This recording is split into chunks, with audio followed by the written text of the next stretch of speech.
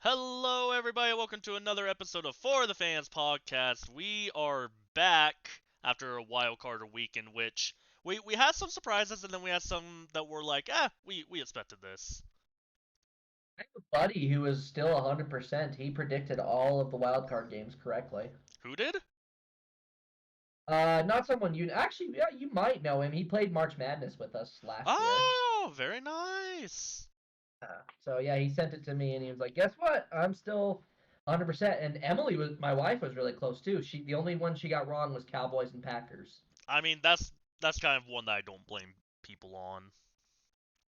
Yeah, a little bit unexpected, but also shouldn't entirely be unexpected as the Packers have. I mean, they own the Cowboys in the postseason like they own the Bears in the regular season. Uh, I can oh, say it. I poor know it. Bears I know it's fans. the truth. I know I it's the truth. I was really hoping it would change when Rogers left. Yeah, but it looks like they've just found a way to continue developing big QBs. But again, their scouting team knows what's going on because obviously they never got rid of Jordan Love even during all that time that Rodgers was still there, and they just let him be built up under Rodgers that time. Honestly, I wonder if the same possibility existed with Zach Wilson if he didn't have to step into the starting role and had more time to develop under Rodgers. I have no idea. Yeah, would be But something that would have been interesting to see happen, but we will never know. well, but Jordan Love, he's the guy. He's good, and the whole NFC North is suffering now because that's how it's going to be. The Packers, Pack is back, as Jair Alexander said, and I'm not happy about Yeah, man. it. Being able to hit on three quarterbacks in a row is just annoying. Yeah, but also it kind of makes sense when you think about it. It's just they gave him proper time to develop. They did that, Favre had a time to develop. Rodgers, was developing while Favre was still there, and then Love was doing it while Rodgers was there. I And then mean, Fields was thrown into the fire. Basically, all the Bears quarterbacks have been thrown into the fire. yeah, that's a perfect example right there. It's just automatically they're expected to be this amazing, essentially the copy of what the Packers have been able to do, and they just haven't figured it out yet. And believe it or not, a lot of other teams haven't figured it out yet either. I feel like they think that these quarterbacks are going to come in there and they're just going to shine immediately. But even then, not all of them are going to be dimes. You have people coming out there right now that are once again saying, especially after Wild Card Weekend, Jalen Hurts is a system quarterback. Dak Prescott took all this time to develop and he's still garbage. Comments like that, you know what I mean? And I mean, I'm going to be one It's of the first people that might say this. Honestly, I think you've put Brock Purdy underneath like 90% of the other teams in the league, he wouldn't be as good as he is right now. I 100% agree with that. And I don't know if that's the Shanahan system or just how loaded that 49ers roster is. Maybe a little bit of Probably both. both. Maybe a little bit of Yeah, both. yeah. Yep. Before we jump in though to the coverage of some of the games from this past week, though, we do need to talk about the one big notice that's come in, and that is of course Jason Kelsey, six-time first-team All-Pro, seven-time Pro Bowler, won a Super Bowl in 2018 with the Eagles, and never missed a single game throughout his whole career. Kelsey has announced his retirement, and we kind of had a feeling it was coming. It looked that way in Yep. the game. He's been hinting to it throughout the regular season, and now it's here. But I respect him for making that call because it seemed to be a thing of he was more concerned about his health, making sure he didn't have long-term football injuries or CTE. And let's be honest, at this point, who wouldn't want to jump ship with the Eagles? And he's 36 years old, so Yeah, and he's a lineman, and it's tough being a lineman. yes, it is. Maybe the only other bit of news that we have to announce, it kind of just dropped right before we came on here to stream. The Cowboys have announced they're sticking with Mike McCarthy. They're not going to go look for a new head coach, which I don't know how I feel about that, Shane. That could be a good thing and a bad thing. A good thing from the perspective of, okay, they believe that they could still make the system right here and that they're not just trying to up and rebuild over and over and over again. But also could be a bad thing because I also don't feel like McCarthy's the answer. I also don't feel like he's the problem, though, but we'll get into that as we go into these matchups here.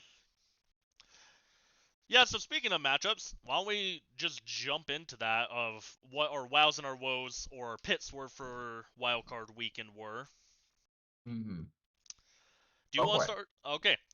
So Yeah. first pick, I feel like we talked about a lot. Like this was our most anticipated game, so we had to go put it on here, especially because of how good of a game it actually was. We had the Rams versus the Lions. There's a lot of good things to say about that. I would definitely say that that was the most intriguing matchup and the closest one out of all the games. I got to watch the Yeah, whole thing, definitely. and I was very happy. Oh yeah, and it definitely. Oh, it definitely has to be because I'm looking at the other picks that we have here, and they were all blowouts. That we've at least listed here, and let's see the other two games that we didn't mention that we're not going to We're mention also tonight. We're not. blowouts. Well, we're not going to jump in. Yeah, we're not going to jump in too much to Bills and Steelers because we kind of figured that was the way that it was going to go. But believe it or not, that's actually the second closest one here, score wise, in truth. And then, despite the cold conditions and the intrigue that came with it, we're not going to be talking about Chiefs and Dolphins. I feel like that was pretty much spoken for. That the Dolphins basically fell apart and they should have stopped running screenplays through a halfback the entire time. Yeah. I'll say Let, my piece on that one. But let's let, talk about Rams and yeah, I Lions. was like, let's talk about Rams Lions. So first thing that I noticed is that there was very little to no love for Matthew Stafford right at the start of the game. Mm-hmm. Like I thought that like a lot of Lions fans would be like it would be a bittersweet kind of thing. No, they trash talked Matthew Stafford the whole night. They were ready. I mean, are you kidding me? They did not want to lose this, and they were willing to do whatever it took. Lions fans were all in on this. I'll say that. Yeah, and I mean, you gotta give them credit because we talked about how this was gonna be the first ever playoff game that they were hosting, and if they won, it was gonna be their first playoff win in 31 years, and they now won. And honestly, during that first half, the Lions looked like they were just gonna blow the Rams out and looked almost unstoppable.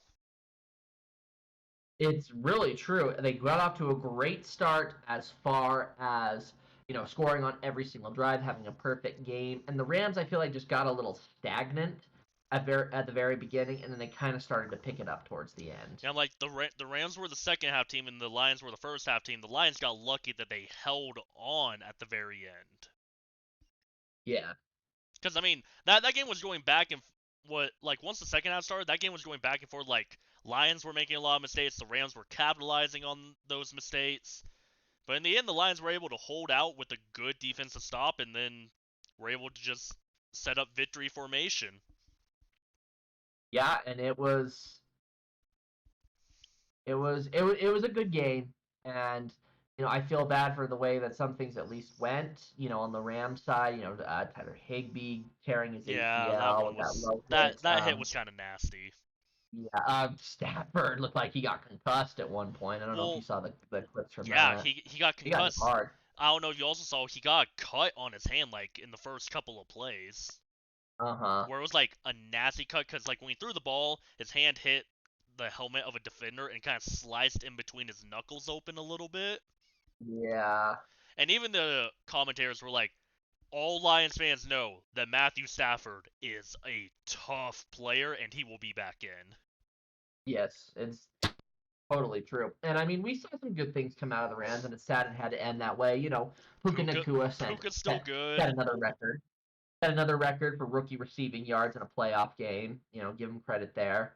But the Lions, the situation now is with the Lions. They're moving on to the divisional round. They've broken their losing streak of playoff appearance games for 32 years now. Now the question is what's next? Are they able to win the division round? Do they have a chance to make it to the NFC Championship? Maybe even the Super Bowl? I It's think they can win their divisional round. They're going up against the Buccaneers, who surprised us this past week, but I think the Lions have a good shot against them. And honestly, I think even if it comes down to Lions and 49ers, I think the Lions have a good chance. I think it's certainly possible.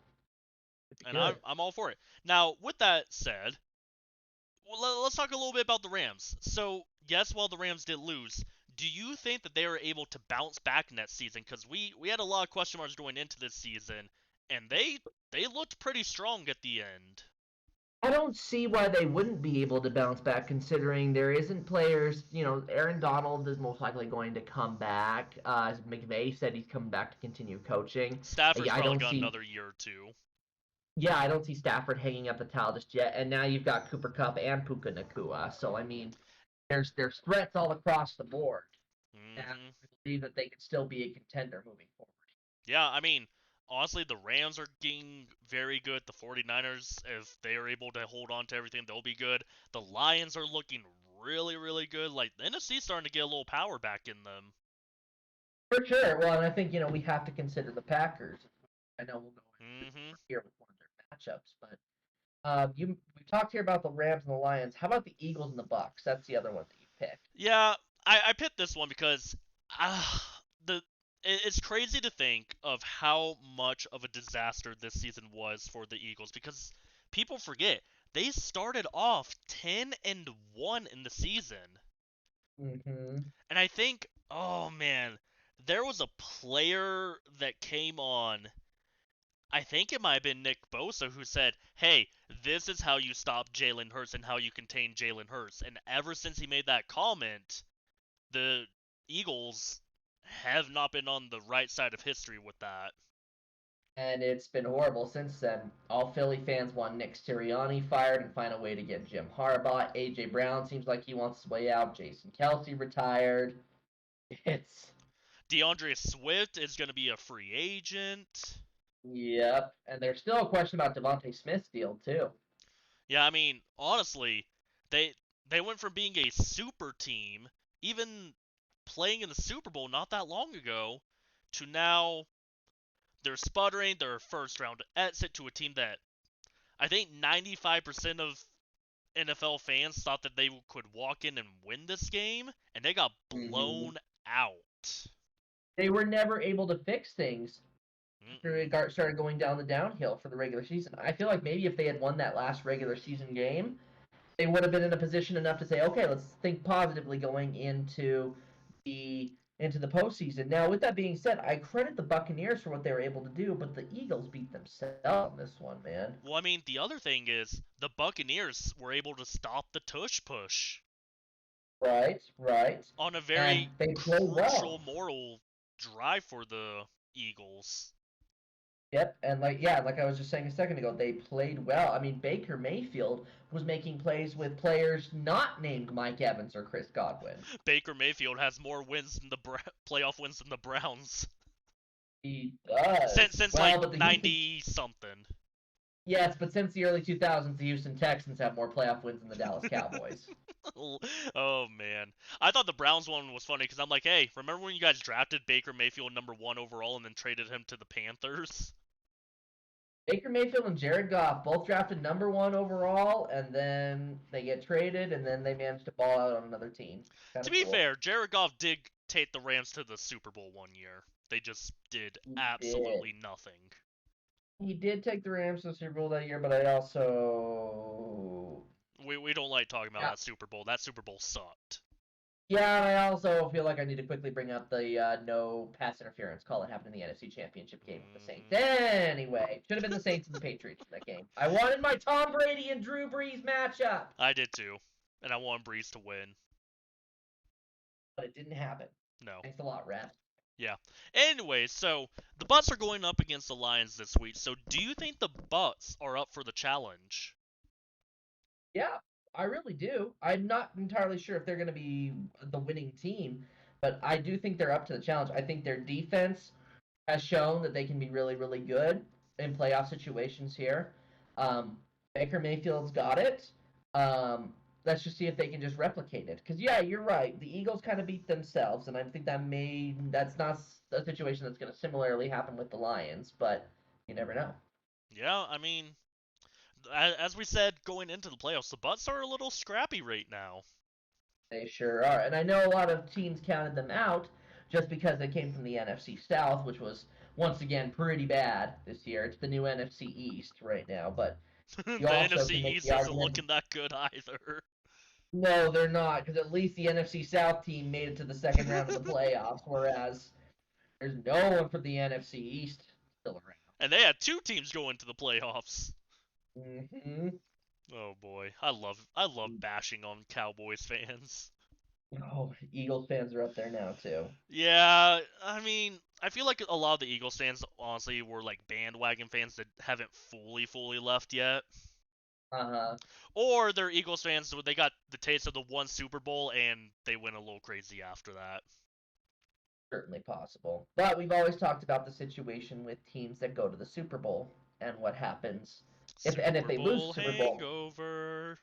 Yep, and it's not like a guaranteed, oh, they're gonna miss the playoffs sort of thing. It's just don't expect them to repeat in a return to the Super Bowl. The one exception, of course, with that would be with like the New England Patriots back when you had Brady and Belichick together. But that's a different conversation.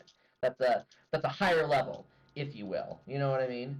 So, um, and speaking of which, obviously, there's definitely a lot of talk going on right now between Jim Harbaugh and Bill Belichick. I think they're the top two coaching candidates right now. I'll tell you that. Yeah. I will Um, I will say one other thing that I just remembered. mhm. Do you know about the Kirk Cousins curse? Which curse is that? It is if Kirk Cousins, so no team has lost to Kirk Cousins and played in the Super Bowl in the same year. Really? Well, then the 49ers are Packers and the toast. 49ers both lost to Kirk Cousins this year. Dude. So people are like, huh, it might be Lions or Buccaneers at this point. It might be. Man, if the Man, that would be Buccaneers made it to the Super Bowl.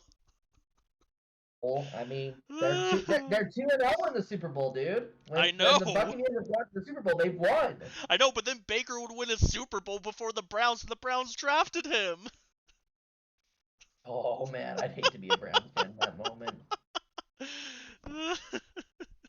Okay, Okay. anyways. All right, moving on here. We're going to go to the Cowboys and Packers game, which we've got some history here. The Green Bay Packers are the first 7 seed to upset a 2 seed in the playoffs since they've moved to that format. But not, I guess it shouldn't entirely be surprising because the Packers really have owned the Cowboys in the playoffs. They are now 5-4 in their record wise against the Cowboys in the playoffs. And mind you, the 4 wins that the Cowboys have were all back during, the 70s, 80s, that era when the Cowboys were actually a really good team. So we almost should have seen this coming, and it seems like right from the get go, things were going to fall apart for the Mm-hmm. Cowboys. It was bad all around. Oh, it 12 was bad. interceptions for Dak.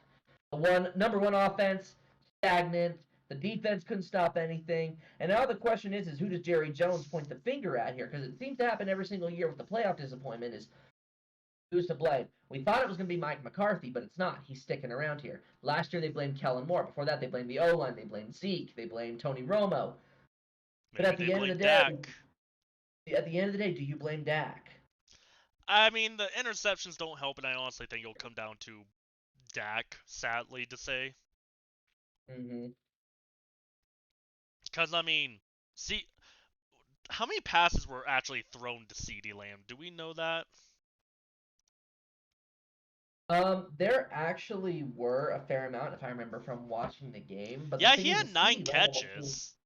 he seemed like he was off the entire game. And the problem is too is I feel like Dak really just wanted to throw to him the entire time, and the Packers knew that. And Jair Alexander, oh excuse me, Jair Alexander was like white on rice on CeeDee Lamb. Goodness. Okay, I actually just looked at the stats for that game. Take a guess at how many passes Dak Prescott threw in that game. Uh, geez, I don't know, somewhere in the 40s. He completed 41. Wow. He threw 60. It's just when things came down to it, the Yeah, Packers defense was strong. Packers defense stepped up. I honestly looking at it from a pure paper perspective, the only two people that I think you can fully blame are Dak with the 2 interceptions. Because if you take away those 2 interceptions, Cowboys might have been able to win that one. It's possible, and we have to remember too. The score was 48-32, but the 32 points that the Cowboys put on was when the game was already put away. Those Yeah, were garbage time yeah. points. But also, if you take away 14 points, then I'm pretty sure those 2 interceptions happened pretty early on as well. If you take away those Mhm. two, maybe a closer game, but I think you gotta put this either on Dak or the defense at this point. I would definitely agree.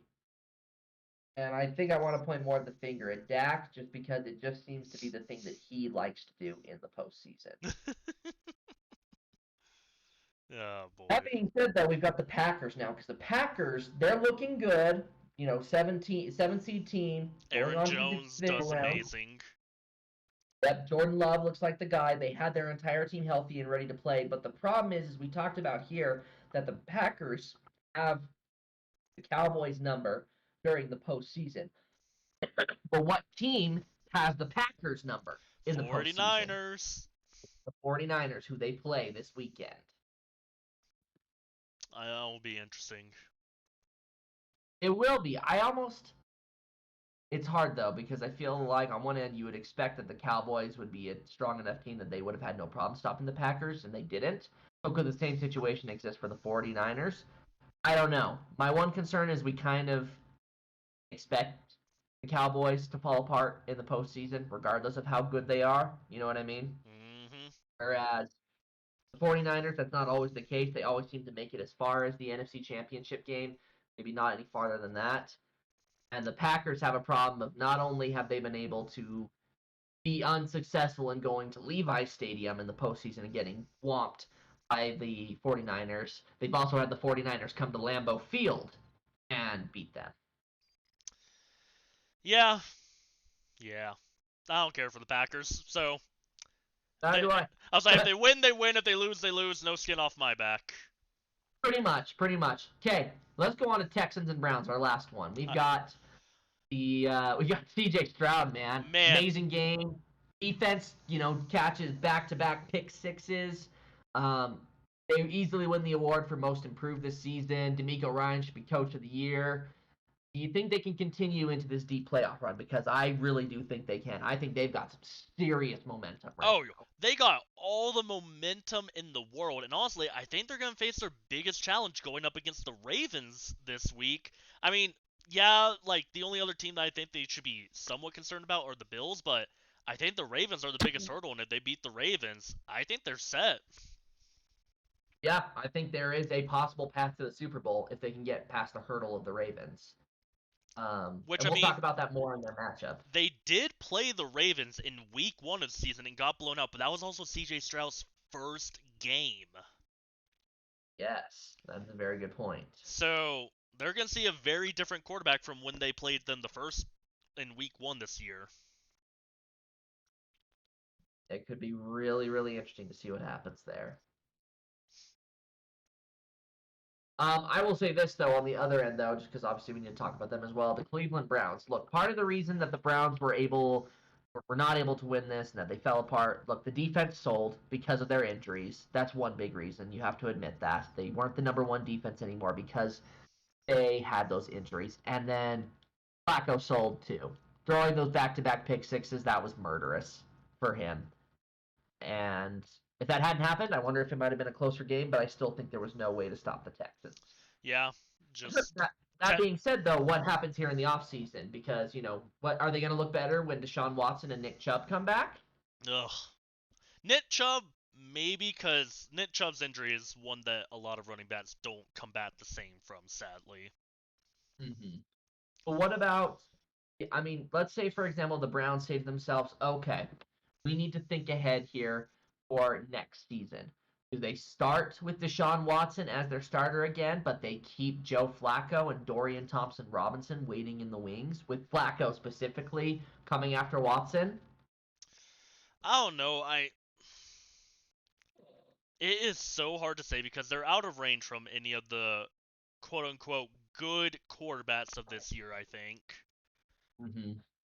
And it's more of a do you want to use your first pick on a quarterback that's going to be falling past every other team that may need one, or do you get a playmaker person? Well, there's no point in them getting a quarterback in the draft. I'll tell you that. They took Thompson Robinson last year. If they can develop him into something as a career backup, then so be it. But they've got Flacco. They should keep Flacco as their backup, and they have to have Watson be the starter because of what they paid him. Yeah, I think they're just kind of in a bad situation where they're stuck with a quarterback, and you kind of have to pay that quarterback and use him. Yes. As soon as that's over with, maybe they can move on. But at that point, Joe Flacco won't be the starter anymore because he will be way too old at that point. Which I think the Browns, what they need to do, they need to get weapons or a playmaker or two. Yes, and they need their fully healthy setup for running back. I really do believe that. Yeah. If Nick Chubb had been healthy, maybe they could have made a deeper run. Yeah. And sadly, I feel like this year's draft is very weak on skill players such as wide receiver and running back. Mm-hmm. It's very much a defensive and lineman heavy draft. Yes. Ah, okay. Let's move into our divisional round matchups. Alrighty. First of which we have the Baltimore Ravens and the Houston Texans. This is going to be in M&T Bank Stadium in Baltimore. Let's talk about this, Shane. First off, why do you think the Ravens will win this game? What's their X factor? Honestly, it's Lamar. You just can't stop Lamar is the issue. If you can stop Lamar, you slow down that Ravens team a lot. I think you take it from another perspective too. That defense is very, very good. They're good at Mm-hmm. disrupting the flow of an opposing offense. We've seen that in several games against quarterbacks and offenses that are supposed to be top notch, like the Dolphins, like the 49ers. That defense stays strong and they are able to create problems for CJ Stroud, then it should be relatively easy for Lamar to handle the offense on the other side and rack up the points and make it hard for the Texans to catch up. Yep, and the Ravens are a dangerous team because they're one of the few teams that was able to knock out the 49ers, and they did it late in the season as well. But they've also lost to teams like the Browns. They barely beat the Cardinals. They barely beat the Titans. There's a couple of teams where it almost looks like they underestimated their opponent and they struggle against them, but opponents that they came in prepared for, they didn't seem to have much of an issue with. Yes, it's very true. I think that the Ravens, it's hard. I feel like it seems almost pretty likely that the Ravens could win this game. Mm-hmm. But we're taking a different approach to this, Shane. That's you and I are both picking the Texans to win this game. Now, Yes. why is that? We've talked about the momentum already. That's one reason that we think the Texans can win this game. It's the momentum that they're already riding. The Ravens have had a bye week, and sometimes the bye week can be hurtful. And we've seen that be the case in the past, even for the Baltimore Ravens themselves. They were the one seed back in the 2020 playoffs. They were the one seed who had the first round bye, and then they went into the divisional round against the lowly 6 seed Titans, and the Titans demolished them. Mm-hmm. Could that same possibility exist with another AFC South team in the Houston Texans who are riding high on their resurgent defense and offense, which is anchored by CJ Stroud and how well he has been Yeah, honestly, I think that's what it's going to come down to is that I think the Ravens right now, they're still in coast mode, whereas the Texans are like, hey, we got nothing to lose. Let's go out there and let's play hard and gritty. playing? I would definitely agree. So, matchup monster then. Are we basically saying CJ Stroud and Lamar Jackson? Yeah, it's going to be Stroud versus Lamar, and it will be a good matchup. Yep, and they will both. Hopefully, they both play at a really high level. Oh Hard man, to it's say. a Sometimes I sad. have sometimes I have doubts about Lamar and his ability in the playoffs. We'll see. Mm-hmm. Man, that's a Saturday afternoon game. Shoot, I gotta see if I can get home and so I can watch that in time. All right. Next up, we have the Buffalo Bills and the Kansas City Chiefs. Now, look, The we have seen rematch.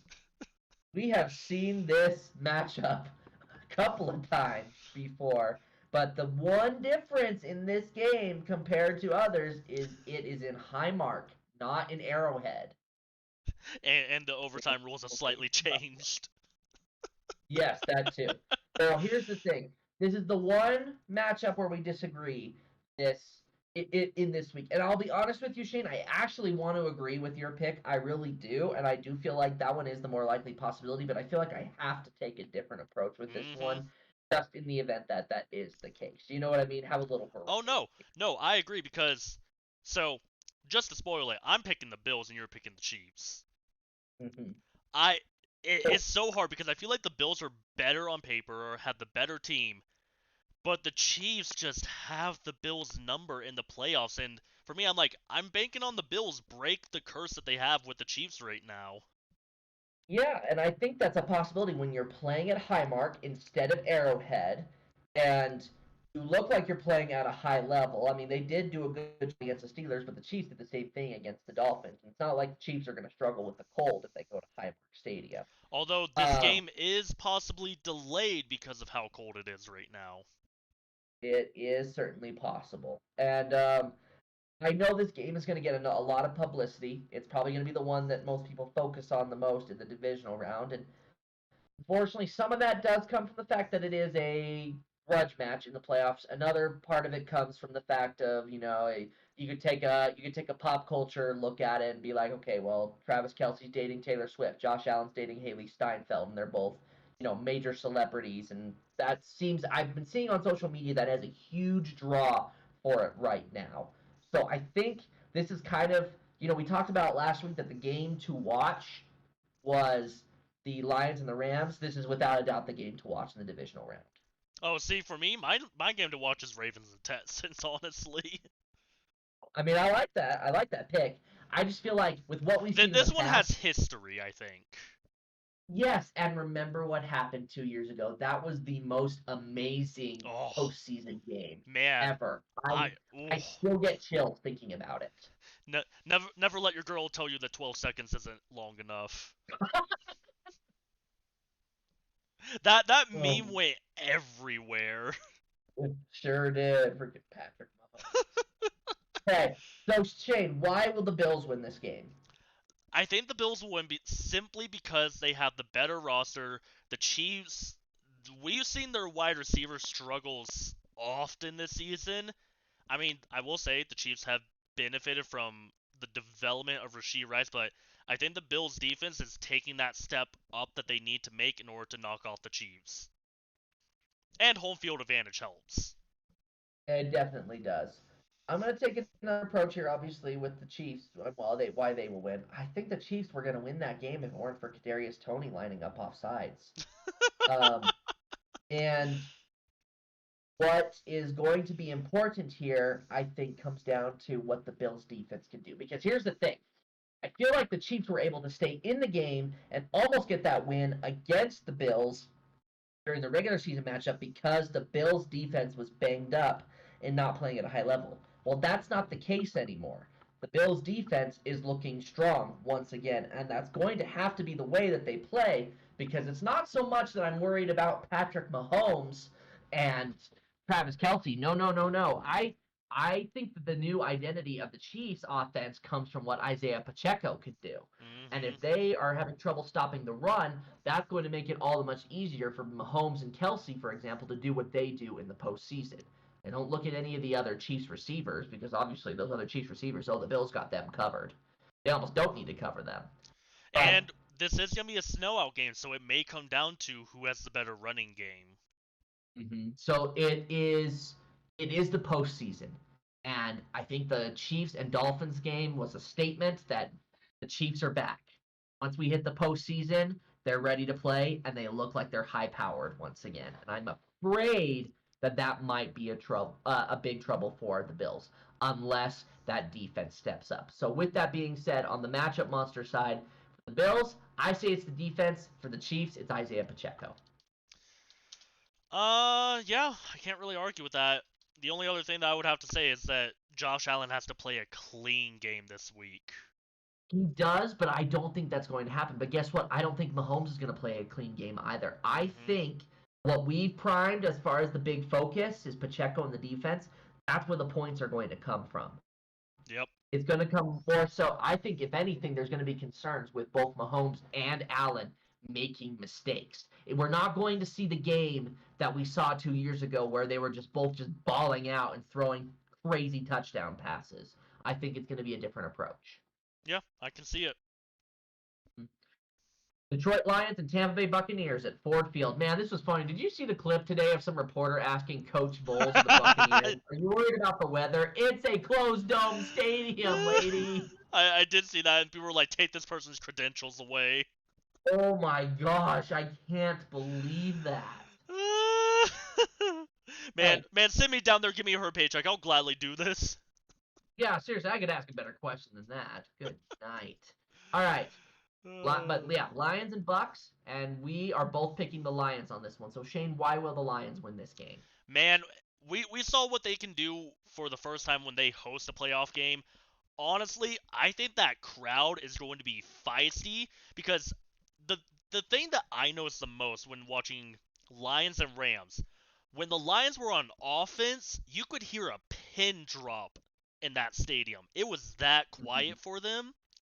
When the Rams offense took the field, oh, you couldn't hear a thing. I appreciate you bringing that up because I agree with the way I see it is that the Buccaneers, look, the Eagles were already falling apart. They beat themselves, and the Bucks benefited from home field advantage at Raymond James. But they're going to Detroit now, and Lions fans have been waiting decades they are for this. hungry. They are ready. You've got freaking Eminem there leading them and chanting, lose yourself. The entire time that the offense is playing. Jared Goff, I mean, they have crowned him the king of Detroit. And you look at this situation here, and you look at the wins that the Lions have, and is that Buccaneers defense up to the task? They didn't have to worry about this sort of situation with the Eagles because the defense was already falling apart on this level. Jalen Hurts basically had the injury and had the gloves on because of that. You had AJ Brown with his injury too. That's not the same situation when you play the Lions. If it's not Goff's connection to someone like Amon-Ra St. Brown or Sam Laporta or Josh Reynolds or Jake Decker, then okay, they go with the run game. Who do you prepare for? Do you prepare for the bruiser back Montgomery? that David Montgomery is, or do you prepare for the speed that Jameer Gibbs has? It's a lot to consider, and I don't think the Buccaneers are ready for it. And here's the thing, even if you prepare for the run of Jameer Gibbs, he's just going to go out for a pass and make a good catch for 10 yards. Oh, That's just what he does. You know what I mean? Jameer Gibbs is very good. Yeah. Like, It's been cool to see how well they've handled that. yeah, I mean, I want to give credit to the Buccaneers, but this Lions team is hungry. Like, I even saw a picture. It was like a hospice care Lions fan who's been in hospice care for like 10 years. He's a I saw lifelong that. he's a lifelong Lions fan, and his family like dyed his hair Lions blue and got him decked out in Lions gear for watching the game. Hmm. I think Here's one. the Lions fans are going to be honestly the biggest X factor here for me. I really do think that's the case. And okay, here's one more thing that does need to be brought to the forefront. I know the regular season is different, but the Buccaneers have been really, really good, you could say, against the NFC North this season in the regular season. They beat the Packers 34-20. They beat the Bears 17 to, or they beat the Bears 27-17. They beat the Vikings 20-17. But the Lions beat the Bucks 20-6 in the regular season. Whoo, almost a shutout. We so we've already seen the Lions have the ability to beat the Bucks. That doesn't guarantee anything because obviously it's the postseason and everything like that. It's different than the regular season, but I think that's going to be a huge thing here. Now, before we continue here, we have to talk about why will the Bucks win. In the end, Yeah, I think it might come down to the possibility that maybe the Lions struggle. Jared Goff could throw a couple of costly interceptions, and their defense capitalizes on that. Um, More Mike than anything, Evans I goes am curious to off. see what Baker Mayfield does. That could be another big thing too. What if Baker Mayfield does come to play? Hmm. Yeah, but overall, we gotta stick with the Lions. Honestly, I feel like the Lions have all the advantages in this game. Yep, matchup monster in this game. I It's really hard got to to go pick with one. Jameer Gibbs. I was like, it's hard to pick one, honestly. Yep. You Or know, if not, the entire Lions faithful, the fan base. yeah, that fan base that they are. You know what? I'm putting it the fan base because they are going to be a matchup monster for this Buccaneers team. And the gloves are off on this one, Shane. But you have to admit that at least in the matchup against the Rams, there may have been a little hesitancy and sad feelings there because Matthew Stafford was there. Well, Matthew Stafford ain't here for this game. And let me tell you, they weren't even nice to Matthew Stafford or his family. Yeah, exactly. So what's going to happen now when you have the Buccaneers coming to town where they have no attachment to them? Ooh, it's gonna get ugly. Yep. Last game that we got to talk about here, we got the San Francisco 49ers and the Green Bay Packers. They're at Levi Stadium. This is another Saturday night game. We have both picked the 49ers in this game, and I think one of the big reasons why is not necessarily because the 49ers are a good team, because you never know what can happen when they benefited from having the first round bye and the Packers haven't. And it's not so much the fact that the 49ers might be good or the Packers might not be so good in this matchup. I think part of what we have to go on is the precedents. The Packers have historically struggled against the 49ers. Could it be different with Jordan Love? I don't know, but I'm not willing to bet on it. And I mean, if the 49ers lose, then history will be made once again where a 7 seed has knocked off a 1 seed, and oh, I just think in this situation, this is why our explanation as far as why will the 49ers win. The Cowboys had no business to stand on. The biggest thing that they were doing going into that game was basically saying, we're going to play well, and hopefully we don't choke because that's what we do in the postseason. Whereas the 49ers, yeah, there's more of a reputation of them falling apart in the NFC Championship, but they have been committed here to say that no, what happened last NFC Championship game, we would have had a different result if Brock Purdy had not gotten hurt. oh, if like Well, 3 quarterbacks didn't get hurt and Christian McCaffrey had to play quarterback. yeah, they want to change the narrative on that one. They want to show what they can do at full strength. My biggest concern is have they gotten complacent during the bye week? I don't know. I'm gonna say Um, no. I feel like Kyle I'm gonna say Shanahan's no. ready, and that team is hungry for a Super Bowl. And I would almost want to say they're even more hungry than the Ravens. Now, I could be wrong because I also feel like the Ravens are going to be pretty hungry too. But I feel like I trust the 49ers to beat the Packers more so than I do trust the Ravens to beat the Texans here. The Packers are a good team, and I think there is certainly a possibility that the Packers could win. Jordan Love's not Aaron Rodgers. He doesn't have that connection to the 49ers like Aaron Rodgers did, where it almost felt personal. Um, but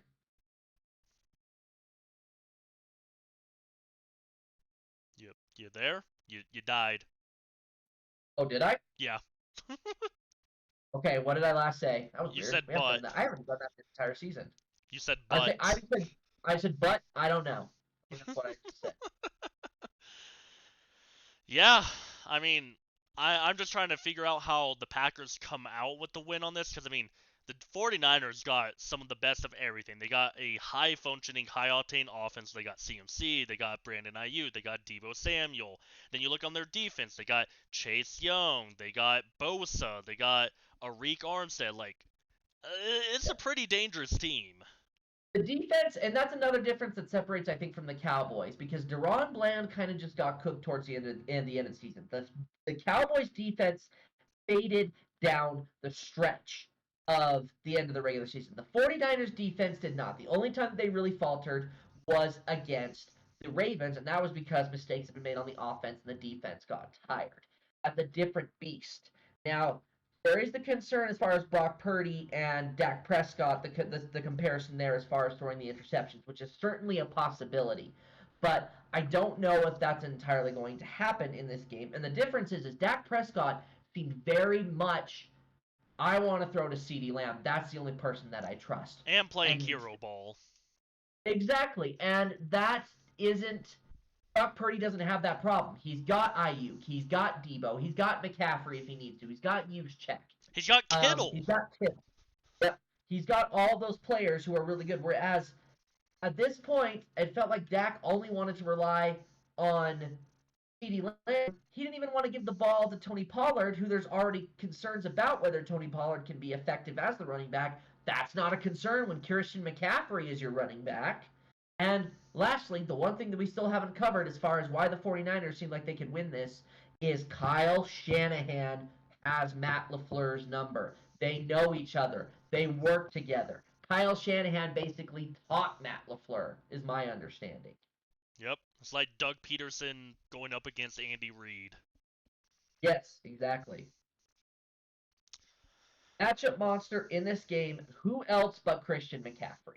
I really feel like the biggest thing that this game is going to come down to is the running backs. McCaffrey and a potential repeat of Aaron Jones playing at a high level. But my concern is Aaron Jones going to be able to do that? Because beforehand, it seemed like it was the only person who could handle anything was Micah Parsons for the Cowboys defense.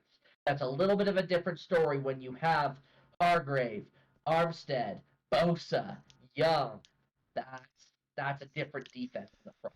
And my matchup monster is going to be that D line for the main reason of they're going to get to Jordan Love a lot, and I don't think we've seen Jordan Love rattle too often by defenses this year so far. So I think he's going to get a couple of big hits on him, and it may get him a little hesitant. It's certainly possible. That is our matchups going into the divisional round. It is time for us to move into our for the fun here, and we will be taking stock of upcoming rookie quarterbacks. Woo! Potential landing spots will be analyzed for each of these future signal callers. Will they be long-term starters? Are they more likely to ride the bench for a season or two? Who is offensive rookie of the year material? And we have to start with Caleb Williams because he did declare for the draft this week. And there's a lot of conversation right now of whether the Bears will draft him or will they trade the number one overall pick and try and do something like grab Marvin Harrison a little bit later. And I'll say this right off the start. If I was the Bears front office, I would not, under any circumstance, draft Caleb Williams, especially because he was openly talking about, oh, I don't know if I want to declare for the draft yet, if the Bears still have the number one pick. Yeah, and I almost wonder if that I'm hesitant now to talk about that one because um, there was some concern about whether that was actually accurate Ah, that's fair. and whether that was just fake news. Yeah. I know I really could not say for sure, but I think one thing to consider with Caleb Williams and his situation is do you really want to hit the reset button with the quarterback? Again. It could be good. It could be good, but it also could totally hurt you. And I think the Bears, given their situation where they're not great at developing quarterbacks, the hitting the rebutton thing is not going to work. And I mean, I looked at like the Bears' history. It's like you guys have a history of you get a new head coach, and then you draft a new quarterback. The new quarterback comes in, doesn't do well, and then you fire the head coach. Then Uh-huh. the quarterback is in another new system in his second year, and he's still struggling. And then you get rid of the quarterback and get another new quarterback, and that new quarterback struggles because it's his first year, and then they fire the head coach. It's a never-ending cycle. I think the Bears need to end the cycle and pass on Caleb Williams. I would agree with that. So if that's the case, where does Caleb Williams go if not the Bears? Oh, I think. Oh man, I gotta check the draft order again real quick.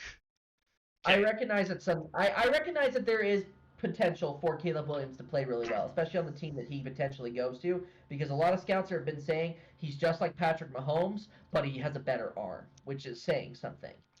Yeah, So but I feel at like this we've heard this point, narrative before.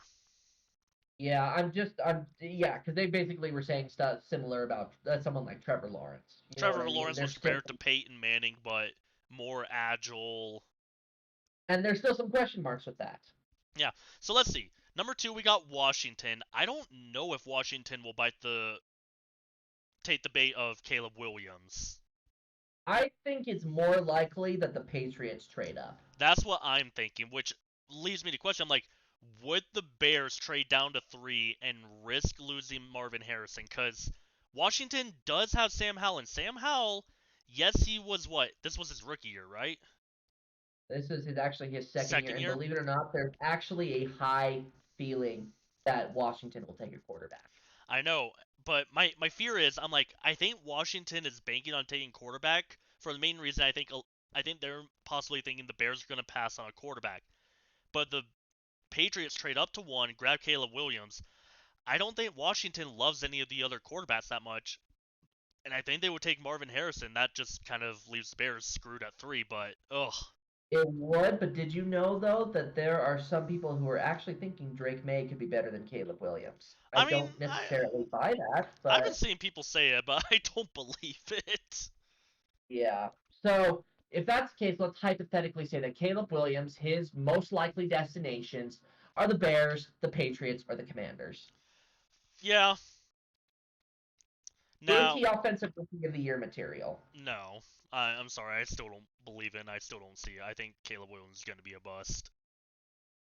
I might have to agree with you. Maybe he could end up being good, but I don't think he's going to be good in his first year. I think the lights are going to be too bright. Every time that I thought about like drafting Caleb Williams, I'm like, I just don't feel good about it. It makes me kind of sick. Yeah. It reminds me of like a Oh, Trey Lance or Zach Wilson scenario. I'm just like, yeah, I feel like people are evaluating him way too high, and I don't think he's gonna pan out.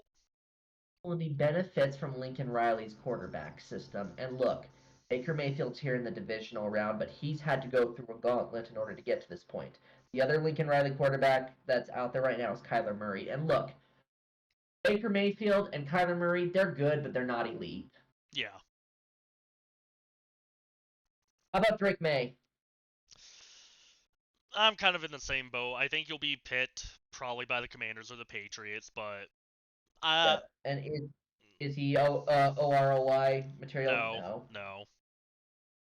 Yeah, I think he's going to be kind of like a Daniel Jones or a Mitch Trubisky. I think he's really going to struggle his first year. I mean, especially if he goes to Washington or New England, because Washington at least has some weapons where I'm like, New England, I feel like doesn't have that many offensive weapons for him to work with, and they're gonna get a new head coach this season. So, I Yeah. mean, the Commanders are too technically. Oh boy. How about how about Jaden Daniels? Let me just say this. I believe that Jaden Daniels and one other player, one other quarterback that's on this list are the most likely offensive rookie of the year material. I'm interested to see who you're saying because I've been hearing Jaden Daniels, and I like Jaden Daniels more than the first two. Yeah, and I think as far as where Jaden Daniels goes, like I said, offensive rookie of the year material, I totally agree with it. As far as where he ends up, though, Giants, maybe? maybe, but hear me out on another kind of crazy pick that I Okay. think could potentially happen here. What if the Seahawks draft him, and what if they Oh. him into the lineup, especially with this new head coach coming around for the Seahawks. What if they decide let's give the rookie a chance instead of let's say hypothetically for example once they go into training camp they decide to put the rookie at QB2. They put Drew Lock to QB3, but then Gino goes down with an injury and then they have Daniel step up. Man, that's good. Do you think my only question to you is, do you think the Seahawks would trade up for Jaden Daniels, or do you think they can sit and wait until he falls to number 16? I think they could sit and wait.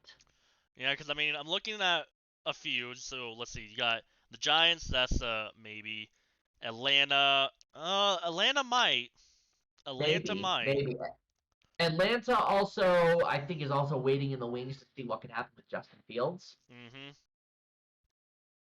So there's a possibility there, but I want to throw that one out there as a potential possibility. Yeah, and let's see. Something that it just seems more likely Oh, to me than Jaden Daniels. I see Jaden Daniels as someone who gets picked as a quarterback, but he doesn't start immediately, and it's more likely he's going to go play for a team that already has a quarterback. But when that quarterback is no longer cutting it because of injury or poor performance, Daniel steps up. what about this? What about this one? What about Denver Broncos? Oh, That that's not bad. I'm like they're That's picking not at bad. 12. They got some issues going on with Russell Wilson right now, so oh man, That's that's gonna not be a bad fight. either. I think I'd like that one too. Okay, cool. And so that's Jaden Daniels. Now let's talk about another one here. We got Michael Penix Jr. I like Penix, and I feel I do like he too. actually could be really, really good. But I see him as more of the type of player who He's gonna be a might game manager. also, yeah, he might. I don't. Well, Yeah, not maybe. game manager might not be the best term. Let me just say he's going to thrive in the right system, but if he's not in the right Hmm. system for him, he's going to struggle. And my fear is that he could end up being taken by a team that may want to thrust him into that starting role where they expect too much of him too early on. Kind of like Trey Lance. Yeah, and teams that Michael Penix could be in that situation in, or Raiders. you could, yeah, Falcons, Yeah. Giants maybe, um, Giants would be the 'cause best spot for him, but Raiders and Falcons might be a little risky for him. I believe he'd do better on the Falcons than he would on the Giants because the Giants just they're Oh, that's true. dysfunctional there right now and they're just kind of a mess and you still have the Daniel Jones contract present there whereas the Falcons they're ready to move on from Ritter and if they can't get a hold of Justin Fields here they're going to have someone else step up who might be a better more dynamic player. Desmond Ritter is not like Penix Jr. Penix Jr. is a far better player and he also has teammates who he can benefit well from, better so than he would if he went to New York. Yeah, I mean that's true. Falcons do have a lot of young offensive weapons. And I also gotta say, the Raiders have what seems to be a good system. They got a head coach that the whole team seems to love. You got players like Devonte Adams, Josh Jacobs. You got some good players down in Vegas right now. It's not a bad landing spot for a team desperate for a quarterback. Mm-hmm. Speaking of which, let's bring up the next guy, Bo Nix. He is the other guy who I Mm-hmm. believe could be offensive rookie of the year material. I believe that he's proven, he knows what he's doing, and I think he could go to the Raiders. Now, hear me out on this. I don't hate it. I feel like they're at least going to hang on to Garoppolo for one more year, potentially even as the starter here, but it won't last very long. It's like Mike Glennon situation or a Joe Flacco situation with the Jets. But what we're seeing here is probably at the end of training camp, Garoppolo's QB1, Nix is QB2, and Aiden O'Connell is QB3. Yeah, And Nix will eventually come into the spotlight, and he will do very well in Las Vegas. because yes, while O'Connell just finished his rookie season, I think they saw enough of him to realize he's not it. It's kind of like Davis Mills and Sam Howell. They tried the experiment, but I don't think they want to keep with it. Yeah, and the Texans held on to Davis Mills for so long because I honestly think there just wasn't a quarterback candidate that they liked enough to take a chance on. Yes, I understand. Until they managed to luck out with C.J. Stroud. Oh man, did they get lucky? Mm. Yep, I think that's a big one there. Okay, how about J.J. McCarthy, national championship quarterback? I see McCarthy as more of a type of quarterback that's going to be on the bench for a while. Yeah, probably do the Jordan Love thing of sit on the bench for 2 to 3 years behind a very good, experienced veteran and then take over. Yeah, McCarthy is definitely a potential if for a team like the Seahawks or I'm trying to think of another He, one he here could do that he could Seahawks. He potentially. could do the Rams maybe. Sit behind Stafford for a few years. Well, Stetson Bennett's already there, and I think they're more waiting on Stetson Bennett for that. Yeah, see, I don't know how much Um, they like Stetson Bennett though. oh, he was doing actually pretty well there. It's just it's he's more of a Yeah. practice QB. Do you think Dallas would pick him up and have him sit behind Dak for a couple of years? You have to sit behind Trey Lance too. Yeah, I don't think anyone believes in Trey Lance. I know. I'm just saying I don't know if Dallas would pull the trigger on that. You Yeah, want to know what maybe more of a possibility is say the maybe even he Jets. even goes on maybe or he goes undrafted or maybe the Bills. How about the Bills? Uh, What if he learns from Josh Allen? I mean, that's the thing that's very interesting. That I'm looking at all these things. Of like, we really just hit the reset button on a lot of players. Where like one of the oldest players in the league now is Jared Goff and Josh Allen and Mm. Patrick Mahomes. I mean, I think Rodgers and Stafford are like the two oldest, but well, and Cousins is up there too. But I mean, you look at a lot of these teams, and it's just like, you know, a lot of these teams have really young quarterbacks. Another team that we do need to keep in mind, and I'll say this for the two remaining quarterbacks we have on here as we're coming up on time. I have one as well, Michael so Pratt. Yeah, Michael Pratt and Spencer Rattler. I think with them, their situation, they might even go undrafted and just get signed by another team afterwards. But J.J. McCarthy Maybe keep his name in mind for the Minnesota Vikings. I think they're going to try and find a way to move on from players like Josh Dobbs or Nick Mullins even, um, maybe even Jaron Hall, but they may keep J.J. McCarthy waiting in the wings. And I will say that's one thing that I did want to bring up is that the Minnesota Vikings are like, the Vikings love Kirk Cousins, the players love Kirk Cousins, like everybody loves Kirk O'Chain, Right. but he is getting a little bit older, so I don't know if you necessarily want to jump the gun this year, but if you're able to grab somebody like J.J. McCarthy or anyone in like the fifth round, why not take the shot, pick them up, throw them on the roster to learn behind Kirk O'Chains, and they will get valuable experience. And if Kirk goes down, you hopefully have a solid backup, or if Kirk decides to retire because he's getting too injured, you have someone to take over. Yeah, I would definitely trust someone like J.J. McCarthy to run the offense more effectively than some of the other quarterbacks that they've had there this past season. Nick Mullins, Josh Dobbs. Aaron Hall, all of them. Oh, the Jaron Hall one was bad. That was really bad. But yeah, And with that though, that is the end of our for the fun. That's the quarterbacks that we have to talk about that we've been taking stock in. There's still a lot of what ifs. We have to get through the playoffs first, and we have to find out what other head coaching hires are out there before we really start taking a look at the draft here. yeah. I mean, I will say the draft is coming up, but the hardest thing with this draft is that every time I look at like the top 50 whatever prospects of the draft, it's not a lot of quarterbacks, not a lot of running backs, and not a lot of wide receivers. Yes, and the biggest thing that I feel like is going to determine this is the same thing as last year. It is, what are the Bears going to do with the number one overall pick? Last year was different because we were pretty sure they were going to try and find a trade with someone because it didn't look like they were going to go for Bryce Young. They Um, didn't. yeah, and it seems like well, but then again, there were a lot of people saying they should go with Bryce Young and move on from Fields. So maybe it's a similar situation here with Caleb Williams. But Caleb Williams was more hyped than Bryce Young. I'll tell you that. Yep.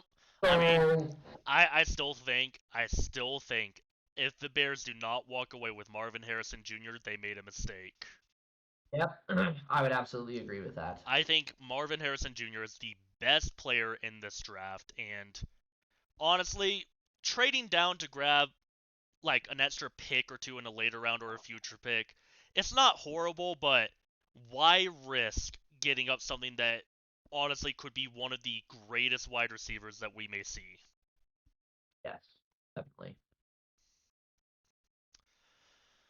Yeah, but with that, that will conclude our episode. Yep, it's been a good one. We're going to have a lot of very interesting matchups here in the divisional round. I'm very excited for it. Yep, we got divisional round, and then we'll have the conference championships, and then we have the Super Bowl. Are they not doing the Pro Bowl? Oh They yeah, it's the are. Pro Bowl games. Yeah. It's who cares? I'm like the Pro Bowl turned into something that was like to honor like good players for having done well this season. Now it's just a popularity contest to goof off. Yeah, pretty much. I will say the one thing I do like about the Pro Bowl games, I do love their dodgeball. Yeah, that is fun to watch. I'll be real. That's probably the most fun thing to watch, especially because you're like, oh, you think the quarterback would be like the best person at throwing the dodgeballs? No, sometimes it's a lineman. Yeah, it's very true. Those linemen will rip it. Yep. But with They put that, in we stick will it. see you all next time. Have a good night, everyone.